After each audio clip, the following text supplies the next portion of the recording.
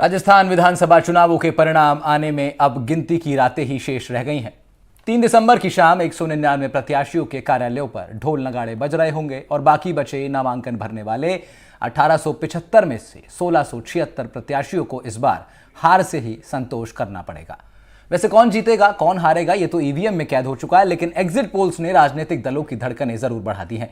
NDTV Rajasthan पर आपने exit polls के नतीजे देखे और कुल मिलाकर बड़े ही दिलचस्प रुझान आए हैं।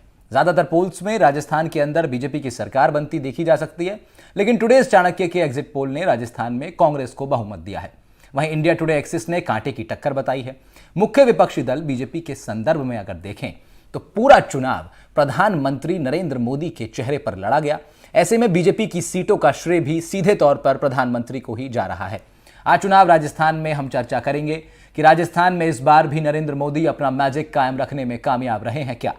गहलोत के जादू के आगे मोदी मैजिक भारी पड़ेगा, यह दावा किया जा रहा था। एग्जिट पोल्स के मुताबिक यह दावा कितना सही साबित होता दिखाई दे रहा है, इस पर भी बात होगी। हमारे साथ चर्चा में हमारे पैनलिस्ट भी जुड़ेंगे और एग्जिट पोल्स पर इन तमाम लोगों से रिएक्शंस भी लेंगे।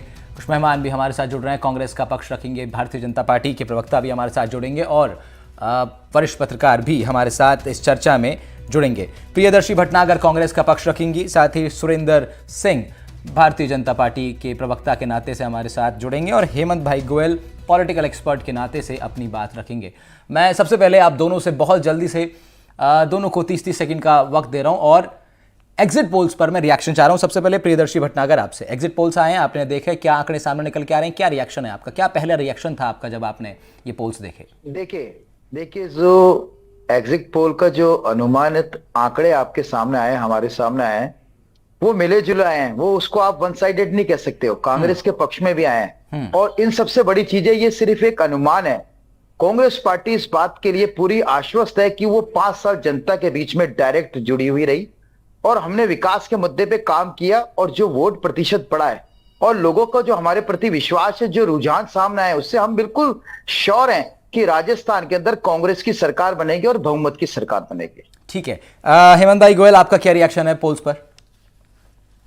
देखिए, अधिकतर एग्जिट पोल तो बीजेपी को लीड दिखा रहे हैं, लेकिन एक आध एग्जिट पोल कांग्रेस को लीड दिखा रहे हैं, लेकिन मैं उससे बिल्कुल सहमत नहीं हूं। 2018 की हम चुनाव परिणामों की बात करें तो कांग्रेस को उस टाइम 99 सीट मिली थी और बीजेपी को 73 सीट मिली थी और ये वो स्थिति थी जब बीजेपी सरकार के खिलाफ एंटी इनकन्वेंसी थी और कांग्रेस का चुनाव सचिन पायलट और अशोक गहलोत मिलकर चुनाव लड़ी थी और पूर्वी राजस्थान में जब उन्होंने 39 में से 36 सीटें कांग्रेस ने इसलिए जीती कि वो गुर्जर मतदाता सचिन पायलट को मुख्यमंत्री के रूप में देख रहे थे, तो इसलिए उनको बंपर मतदान कांग्रेस के फेवर में हुआ। लेकिन अब वर्तमान में ये सारी स्थिति बिल्कुल पलट है। कांग्रेस के खिलाफ ठीक है, हाँ म्यूट आप, ठीक है, कनेक्शन उनसे कट गया, लेकिन चर्चा लगातार जारी है। मैं कांग्रेस के प्रवक्ता हमारे साथ जुड़े हैं प्रियदर्शी भटनागर, आपके साथ मैं चर्चा को आगे बढ़ाऊंगा, उसके बाद हेमंत भाई पे भी चलेंगे। तो क्या आपका रिएक्शन है? आपने रिएक्शन अपना दिया इन चीज़ों को लेकर के, लेकिन सवाल मेरा यह है कि सर पोल्स की अगर माने, ज़्यादातर पोल्स की अगर माने प्रियदर्शी जी, तो सवाल ये उठता है कि आपकी राष्ट्रीय महासचिव प्रियंका गांधी ने सवाल पूछा था एक जनसभा में कि क्या आप PM CM भी बनेंगे क्या? एग्जिट पोल्स के मुताबिक तो जनता ने राज्य में उनके नेतृत्व को स्वीकार किया है काफी हद तक, क्या कहेंगे इस पर आप? देखिए, बिल्कुल रिजेक्ट किया है और ये सिर्फ एक अनुमान है। जो असलियत है वो अभी सामने आना बाकी है। ये सिर्फ एक अनुमान है क्योंकि आज आप देख लीजिए राजस्थान के अंदर जो भारतीय जनता पार्टी की स्थिति है वो आपके सामने नहीं, तो जो एग्जिट पोल आपको बहुमत दिखा रहे हैं उनको भी अनुमान ही मान रहे हैं आप? तो मैं कंप्लीट को अनुमान मान रहा हूं ना, मैं अनुमानित मान रहा हूं। जो भी है, जिसमें पक्ष में भी दिखाए हैं विपक्ष में भी दिखाए हैं, वो केवल एक अनुमान है। अपन सरसरी तौर पे देखेंगे तो उसको अनुमान ही कह सकते हैं क्योंकि जो असलियत है, जो तथ्यात्मक चीज है, वो तो हमारी 3 तारीख को हमारे सामने आएगी। परंतु मैं इन अनुमानों को भी नहीं मानता हूं। मैं ज्यादातर इस चीज पे विश्वास करता हूं कि हमारा जनता से जो जुड़ाव था वो हमारे लिए एक सबसे बड़ा दायरा है, वो सबसे बड़ी हमारी एक परीक्षा है और उस परीक्षा में हम पास हुए क्योंकि हमने 5 साल तक जनता के बीच में काम किए हैं। हमने जनता से डायरेक्ट जुड़े हुए मुद्दे उठाए हैं और जो जनता से हमारा जुड़ाव है वही एक हमारा भरोसा है जीत का।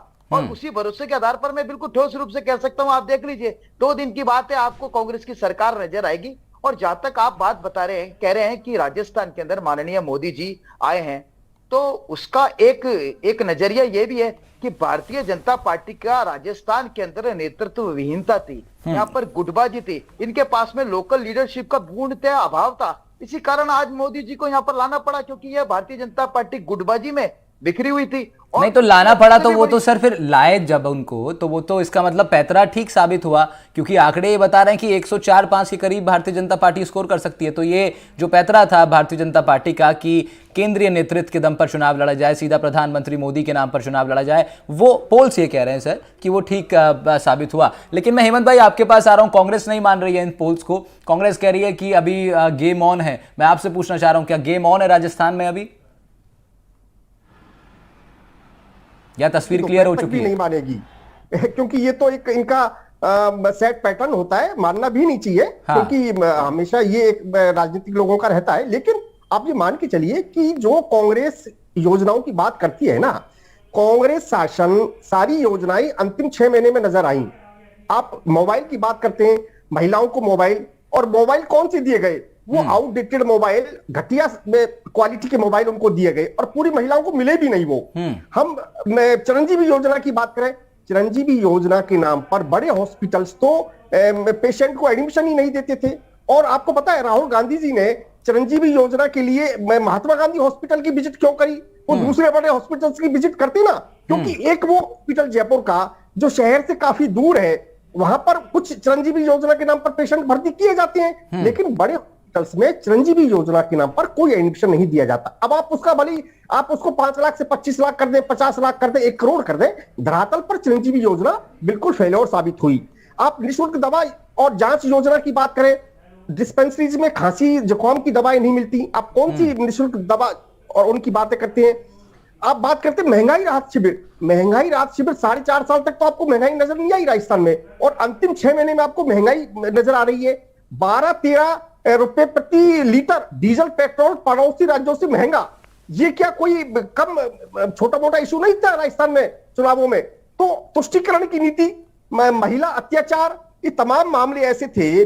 500 रुपए में गैस सिलेंडर, इसको भी कांग्रेस सरकार एक बड़ी योजना के रूप में प्रचारित करके और एक मैसेज देने का प्रयास किया। लेकिन ये भी चूंकि बीजेपी की कॉपी करी हुई एक योजना थी, जो उज्ज्वला योजना केंद्र सरकार की थी, उसमें बीजेपी केंद्र सरकार से इनको हिस्सा मिल रहा था। तो ये तमाम बातें ऐसी हैं जो कहीं भी कांग्रेस के पक्ष में जाती हुई नजर नहीं आ रही है। लेकिन बीजेपी ने जिन मुद्दों को बनाया और जिन मुद्दों को भुनाया, वो पेपर लीक प्रकरण, 17 बार पेपर लीक प्रकरण, और कांग्रेस के खुद महिला विधायक दिव्या मदेना जी कह चुकी थी कि राजस्थान में महिलाएं सुरक्षित नहीं है। इनके राजेंद्र गुढ़ा विधानसभा में कह चुके थे कि ये लाल डायरी क्या है, महिलाएं सुरक्षित नहीं है, मुझे इसलिए सजा मिल रही है कि मैंने महिलाओं की सुरक्षा का मुद्दा उठाया। भरत सिंह कुंदनपुर इनके पूर्व मंत्री थे, उन्होंने सीएम साहब को पत्र लिखकर और सरेआम प्रमोद भाया पर भ्रष्टाचार के आरोप लगाए। आप राम मंदिर एक बड़ा मुद्दा इस बार के चुनावों में रहा। अमित शाह साहब ने ये पूरी तरह से ये बात लोगों को बताने की चेष्टा करी कि भाई पहली दिवाली 12 नवंबर को बनेगी, दूसरी दिवाली 3 दिसंबर को बनेगी, तीसरी दिवाली 22 जनवरी को जब रामलला की प्राण प्रतिष्ठा होगी तो तब बनेगी। तो महिलाओं में जिस तरह का क्रेज राम मंदिर को लेकर है वो देखने लायक है। आप देख लीजिए ना कि तो आप कह रहे हैं कि एक तो कांग्रेस की योजनाओं में कुछ कमी, योजनाओं में कमी नहीं कह सकते हैं, ये जरूर कह सकते हैं कि उनके इंप्लीमेंटेशन में कमी कहीं ना कहीं दिखाई दी, जिसको जनता ने भी देखा है। जिस तरह आपने बताया कि आपने खुद कई जगहों पर ये चीजें देखी हैं कि योजनाओं का जो इंप्लीमेंटेशन था उस तरह से नहीं हो पाया, ये कहीं ना कहीं बैकफायर कांग्रेस के लिए किया है। लेकिन मैं अब प्रियदर्शी जी आपसे पूछना चाह रहा हूं कि देखिए ये बात तो आप मानेंगे कि जहां एक तरफ आप कह रहे थे कि कांग्रेस क्लीन स्वीप करेगी, वो अभी एटलीस्ट इन पोल्स में नहीं नजर आ रहा है प्रियदर्शी जी। तो ये अब भारतीय जनता पार्टी के लिए कहें या स्पष्ट रूप से मोदी के लिए कह सकते हैं, प्रधानमंत्री के लिए, मैं ये जानना चाह रहा हूं आपसे, आप खुद बताइए कौन सी ऐसी बातें प्रधानमंत्री की रही इन चुनावों में जो आप पर कहीं ना कहीं भारी पड़ गई हैं? देखिए, सबसे पहली चीज तो मैं ये स्पष्ट करना चाहता हूं कि हम पूरा आश्वस्त हैं कि हमें बहुमत मिलेगा। हमने बहुमत के लिए काम किया और हमने बहुमत के लिए जो हमारी योजना है वो पर्याप्त है। अब मोदी जी ने क्या काम किया ये तो आपको 3 तारीख को पता चलेगा, और ये 9 साल से देश की जनता अच्छी तरीके से जानती है कि इन्होंने क्या काम किया है। काम के नाम पर जो कुछ भी है नहीं, आप जुमला है बताइए ना और सर, ये काम- क्या आपको लगता है नहीं, कि मैं पेपर बता- लीक का जो मैं मसला बता जो रहा भारतीय हूं, जनता मैं- पार्टी ने मैं- लगातार नहीं, उठाया मैं कांग्रेस जो- के अगेंस्ट, क्या वो कहीं ना कहीं काम किया है बीजेपी के लिए? महिला नहीं, अत्याचार का उसके मुद्दा अलावा- उठाते रहे बीजेपी, क्या वो कहीं ना कहीं देखिए- बैकफायर किया आपको? देखिए, भारतीय जनता पार्टी ने जो चुनावी इस दौरान जो बातें कही, मोदी जी ने जो बातें कही, वो अच्छी तरीके से जनता जानती है कि वो सिर्फ जुमला है और चुनाव के बाद में ये खुद ही कह देंगे कि ये चुनाव के समय बोले जाने वाली सिर्फ एक बात है। अब जहां तक आप बात बता रहे पेपर लीक के, परंतु राजस्थान की जनता यह भी जानती है कि जब गत बीजेपी का शासन था उस समय 11 पेपर लीक हुए थे और उस समय भारतीय जनता पार्टी एक मूक दर्शक के रूप में कोई ठोस कार्रवाई नहीं कर सकी थी और उस दौरान सिर्फ एक पुलिस अधिकारी से जांच करवाई गई थी, जो जांच आज तक प्रस्तुत की गई। इसके विपरीत कांग्रेस शासन आते ही अगर पेपर लीक हुए हैं तो उसकी तुरंत रोकथाम की गई, उसको जो कहा था उसको निभाया, एक मजबूत कानून लेकर आ गए और राजस्थान के अंदर एक जीरो टॉलरेशन पॉलिसी के तहत कानून का शासन है। यहां पर कानून के दायरे में चाहे नेता हो चाहे अधिकारी हो, सबको लाया गया है। हमने यहां पर किसी भी संस्था का दुरुपयोग नहीं किया या अपने पक्ष के अंदर उसका कोई उपयोग नहीं किया है। यह जनता अच्छी तरीके से जानती है। हमने काम किया है और इसलिए आज हम कह सकते हैं हम हमारे काम की बदौलत जनता में खड़े हुए हैं और हमारी सरकार आने वाली है। भारतीय जनता पार्टी की तरफ से सिर्फ एक चेहरा है, गारंटी की गारंटी मोदी है। तो मैं पूछना चाहता हूं, जो सब कुछ ही मोदी है तो फिर भारतीय जनता पार्टी कहां है? राजस्थान में नहीं, भारतीय जनता पार्टी कहां है? नहीं ये तो बीजेपी ने अब लग रहा है कि साबित कर दिया है, जनता ने उस चीज को स्वीकार कर लिया कि भारतीय जनता पार्टी हमारे ही बीच में है, तभी पोल्स ये दिखा रहे हैं सर। देखिए, भारतीय जनता पार्टी असलियत में कहां है वो आपको 3 तारीख को पता चलेगा, मुझे भी 3 तारीख को पता चलेगा, परंतु ठीक है, फिलहाल ये अच्छी तरीके से हाँ, फिलहाल देखिए बीजेपी कहाँ है, ये इसका एक बड़ा इंटरेस्टिंग मेरे मन में बात आई है कि बीजेपी बाकी जगहों पे कहाँ है ये तो बाद में देखते हैं, लेकिन फिलहाल हमारे स्क्रीन पर जो है बीजेपी के प्रवक्ता भी जुड़ गए हैं हमारे साथ, तो मैं उनका बहुत स्वागत कर रहा हूँ आपका सर। भारतीय जनता पार्टी का पक्ष रखेंगे हमारे साथ डॉक्टर सुरेंद्र सिंह, आपका स्वागत है एनडीटीवी राजस्थान पर। सर, खुश तो बहुत होंगे आप लोग क्योंकि पोल्स में आपकी बढ़त जो है कहीं ना कहीं दिखाई दे रही है। पहला रिएक्शन आपका मैं चाह रहा हूँ पोल्स के ऊपर, उसके बाद बात होगी आपसे। देखिए, भारतीय जनता पार्टी 24 घंटे 365 दिन काम करने वाली पार्टी है और हम लोग केवल चुनाव के लिए काम नहीं करते, क्योंकि राजनीतिक दल है इसलिए चुनाव में जाना होता है। तो ये बात मैं लगातार सारे टीवी चैनल्स पे इस बात को कह रहा था कि राजस्थान की जनता इंतजार कर रही है कि 25 तारीख को के दिन, जिस दिन उसको ईवीएम पे बटन दबाने का मौका मिलेगा, उसी दिन वो अशोक गहलोत जैसी सरकार को उखाड़ फेंकेगी। और जो भी एग्जिट पोल कुछ भी बता रहे हैं, मैं आपको फिर एक बात कह रहा हूं कि जो रेगुलर इनके कैबिनेट के मंत्री, कांग्रेस के नेता खुद ये बात कहते रहे कि एक फॉर्च्यूनर में भरने लायक जितने ही विधायक नहीं बचेंगे। मैं फिर आज बड़ी जिम्मेदारी के साथ आपके चैनल पे ये कह रहा हूं कि जिस दिन चुनाव परिणाम आएंगे उस दिन ये चीज और स्पष्ट हो जाएगी। भारतीय जनता पार्टी राजस्थान में अब तक के सबसे बड़े बहुमत के साथ सरकार में आ रही है और कांग्रेस बहुत छोटी पार्टी के रूप में बचने वाली है। नहीं, ये दावा कांग्रेस भी कर रही है सर, ये दावे दोनों पार्टियों की ओर से हो रहे हैं। लेकिन मेरा सवाल आपसे ये, उसके बाद मैं ब्रेक पे जाऊंगा, आपका छोटा सा रिएक्शन इस पे लेकर के कि कहां तो आप लोग बात कर रहे थे कि 150 सीटें आएंगी और अभी भी आप ये कह रहे हैं कि एकदम जोरदार clean sweep Bharatiya Janata party करेगी, लेकिन पोल्स जो बता रहे हैं कि अगर आप लोग जीतते भी हैं तो 104, 5, 6 इतना सीटों पर आपको रहना पड़ेगा सर। ये कहां कमी रह गई आप लोग के पूरे इस प्रयास में? नहीं, कहीं कोई कमी नहीं रही। भारतीय जनता पार्टी के नेताओं ने, कार्यकर्ताओं ने बड़ी मेहनत और मजबूती के साथ इस चुनाव को लड़ा और मैं फिर आपके चैनल पे बड़ी जिम्मेदारी के साथ ये बात कह रहा हूं कि हम भारी बहुमत के साथ आ रहे हैं। 3 तारीख को जिस दिन चुनाव परिणाम आएंगे उस दिन ये बात बहुत स्पष्ट हो जाएगी कि भारतीय जनता पार्टी भारी बहुमत के साथ सरकार में आ रही है। ठीक है सर, एक ब्रेक के लिए मैं रुक रहा हूं और ब्रेक पर जाने से पहले मैं ये भी बता दूं कि कुछ एग्जिट पोल्स ने कांग्रेस को भी पूर्ण बहुमत दिया है, टक्कर कांटे की है, इसको एक तरफा अभी नहीं देखा जा सकता और कुछ सवालों पर बात होगी, चर्चा होगी लगातार इस पर। फिलहाल चुनाव राजस्थान में हम लोग चर्चा कर रहे हैं एग्जिट पोल्स के बाद किस तरह का माहौल बन रहा है और पैनलिस्ट भी हमारे साथ जुड़े हुए हैं। हेमंत भाई, आपके पास मैं आ रहा हूं और मैं जानना आपसे ये चाह रहा हूं कि क्योंकि भारतीय जनता पार्टी के संदर्भ में आज इस डिस्कशन में हम लोग बात कर रहे हैं, क्योंकि ज्यादातर पोल्स में बीजेपी को बढ़त दिखाई गई है, कौन सी ऐसी बातें प्रधानमंत्री मोदी के भाषणों में रहीं जिन्होंने वापस से भारतीय जनता पार्टी को सत्ता के कुछ करीब तो है ला ही दिया है पोल्स के अकॉर्डिंग अगर देखें तो? देखिए, प्रधानमंत्री जी ने लगातार अपनी भाषणों में जिक्र किया कि तुष्टीकरण का जो मामला था वो बहुत ही कांग्रेस के बिल्कुल भी पक्ष में नहीं जाता दिख रहा है।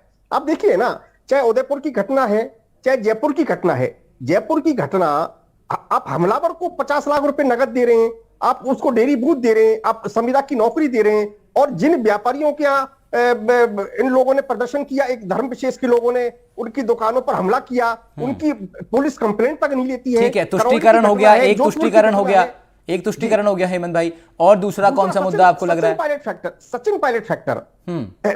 मोदी जी ने अपने अंतिम जो भाषण थे उनमें ये बहुत स्पष्ट तौर पे कहा कि चूंकि कांग्रेस ने और गांधी परिवार ने राजेश पायलट को भी वो मान सम्मान नहीं दिया जिसके वो हकदार थे, और वही खुन्नस अब सचिन पायलट से निकाली जा रही है। तो ये बात भी उन्होंने अच्छे से मैसेज देने की कोशिश करी। ठीक है, आपको लग रहा है कि एक तो ये ठीक है, एक तो तुष्टीकरण, और दूसरा ये भी बड़ा इंपॉर्टेंट आपने बताया किस तरह सचिन पायलट फैक्टर को प्रधानमंत्री ने अपने भाषण में उसको स्पेस दिया था। सर मैं वापस अब आपके पास आ रहा हूं। सर प्रियदर्शी भटनागर, आपसे मैं रिएक्शन चाह रहा हूं और इस बात को लेकर रिएक्शन चाह रहा हूं कि ये जो बार बार सवाल बीच में हुआ, गहलोत साहब ने सवाल खड़ा किया कि प्रधानमंत्री की भाषा जो है उस पर वो ठीक नहीं है, गृह मंत्री की भाषा ठीक नहीं है। तो भाषा का जिक्र बार बार इस चुनाव में हुआ, क्या जनता ने नहीं उस मुद्दे को इतना स्वीकार किया? भाषा को लेकर जनता मान रही है कि मोदी की भाषा ठीक है, आप लोग नहीं भुना पाए इस मुद्दे को? मोदी जी और भारतीय जनता पार्टी की जो भाषा है वो मेरे नजर में और राजस्थान की जनता के नजर में एक मर्यादा की जो सीमा है उससे बाहर है। वो किस तरीके की बोलते हैं कि फांसी चढ़ा देना चाहिए, पानी में डुबो देना चाहिए, बहुत। और उनके जितने भी भाषण होते हैं उसमें ज्यादातर समय वो गांधी परिवार को और कांग्रेस को कोसने में लगाते हैं। ठीक है ना, वो तो उनकी स्ट्रेटेजी है, उसमें आपको क्या, उसमें उनकी आपकी क्या आपत्ति है? मैं आपकी बात मैं बिल्कुल बता रहा हूं ना, मेरे को क्या आपत्ति है और राजस्थान की जनता उसके क्या मायने लगाती है। राजस्थान की जनता ये अच्छी तरीके से जानती है कि इनके पास में, भारतीय जनता पार्टी के पास में अपना कोई विजन नहीं है, राजस्थान के अंदर कोई मुद्दा नहीं है, इनकी कोई सोच नहीं है, कोई दूरदर्शिता नहीं है। ठीक है, एक सवाल मैं आपसे और लेना चाह रहा हूं, बहुत कम समय मेरे पास बचा है अभी, कि अगर कांग्रेस पार्टी चुनाव हारती है प्रियदर्शी जी, तो क्या आपको लगता है कि ये जो टिकट पहले घोषणा हो रही थी, उसको लग रहा था, उसको बात हो रही थी कि भाई मौजूदा विधायकों के प्रति काफी एंटी इनकम्बेंसी है, बहुत लोग के टिकट कटेंगे, लेकिन नहीं कटे, क्या आपको लगता है वो कहीं ना कहीं एक बड़ा? देखिए, कांग्रेस सरकार और कांग्रेस के नेता और जो कांग्रेस के वर्तमान जो विधायक मंत्री उनके खिलाफ जनता के अंदर कोई भी एंटी इनकम्बेंसी नहीं थी। यही हमारा सबसे बड़ा प्लस पॉइंट है और हम जीत के बिल्कुल करीब हैं और बहुमत की ओर हैं। ठीक है, सुरेंद्र सिंह जी आपके पास आ रहा हूं। समय मेरे पास बहुत कम बचा है डिस्कशन में, आप काफी लेट जुड़े इसलिए समय नहीं दे पाया। सवाल मेरा आपसे ये है, अगर भारतीय जनता पार्टी इस चुनाव में जीत हासिल करती है तो ये जीत प्रधानमंत्री की होगी या फिर सिर्फ रिवाज कायम होगा? देखिए, भारतीय जनता पार्टी के कार्यकर्ताओं की सामूहिक जीत होगी, मोदी के नेतृत्व की जीत होगी, हमारी नीतियों पे भरोसे की जीत होगी, हमारी विचारधारा की जीत होगी, और मैं मानता हूं ये पूरे राजस्थान की जीत होगी। ठीक है, बहुत कम शब्दों में आपने अपनी बात स्पष्टता से रखी। ठीक है, राजस्थान की जनता ने भी अपनी बात स्पष्टता से रख दी है, ईवीएम में उनका जो मन है वो कैद हो गया। फिलहाल आप तीनों लोग का बहुत बहुत शुक्रिया अदा कर रहा हूं मैं, आप तीनों लोग हमारे साथ जुड़े, आपने अपना पक्ष रखा। समय और होता तो चर्चा को आगे बढ़ाते, लेकिन आज समय इतना ही है। आप सभी को धन्यवाद। चुनाव राजस्थान में फिलहाल इतना ही, रुकना एक ब्रेक के लिए।